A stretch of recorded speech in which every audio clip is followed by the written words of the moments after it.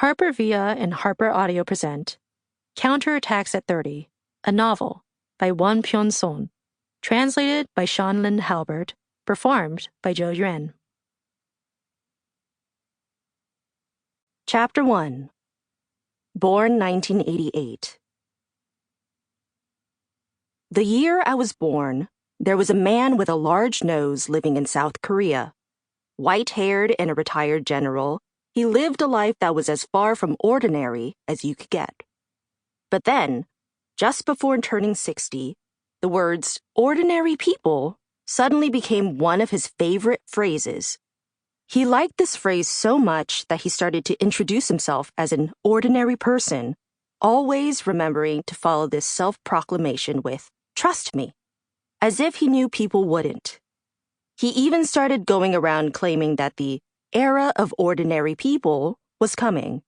Thus, it was to everyone's surprise that he used this script-flipping slogan to rise to the highest office in Korea. But the unordinary trajectory of his life didn't stop there.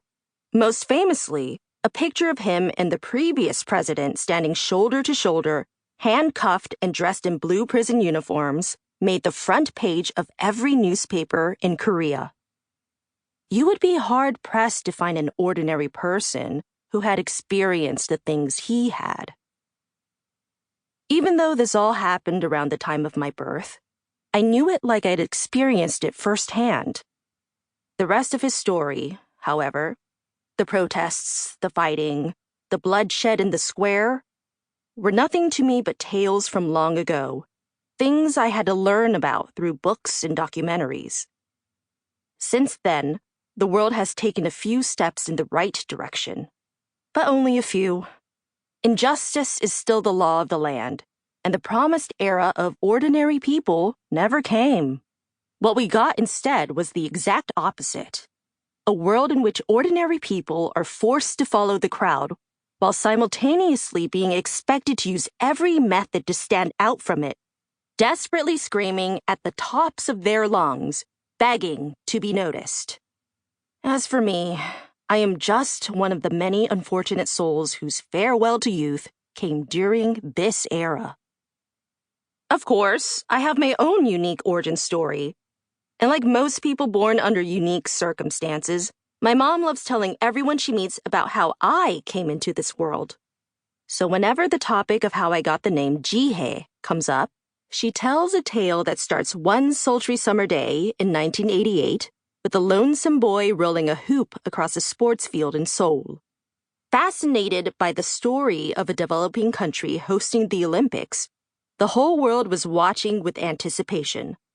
Likewise, every Korean was glued to their television set, white-knuckled and praying that a mere boy, barely 7 years old, could roll a hoop across the world's biggest stage without messing up. For the rest of the games, that video of the hoop boy, as he came to be known, was replayed on proud news channels across the peninsula. Every night, our small apartment complex in Jihye was filled with cheers of joy and groans of disappointment as people watched the festivities. One afternoon, my mom was watching the games on TV, her body sprawled out on the couch. She rested one hand on her bulging stomach as she used the other to desperately fan fresh air toward her face. Despite it being late September, the summer heat had yet to leave the city. Her eyebrows were pulled up to the middle of her forehead in anger as she thought about my dad, who'd stayed out late the previous night drinking. But on a deeper level, her mind was perturbed by the name the baby in her stomach would take when born. It was destiny that I be named Chubong. Constructed from two Chinese characters that meant autumn and mountain peak, the name could be interpreted as Peak of Autumn or the Pinnacle of Beauty. But unlike its beautiful meaning, the name itself sounded hideous, like it belonged to an old man. Not surprisingly, it had been carefully selected by my grandfather, who had taught Confucian classics in the North before coming down as a refugee during the war. Because my dad's generation was the third consecutive generation in his family with only one son, and because his father had lived such a hard Sample complete. Ready to continue?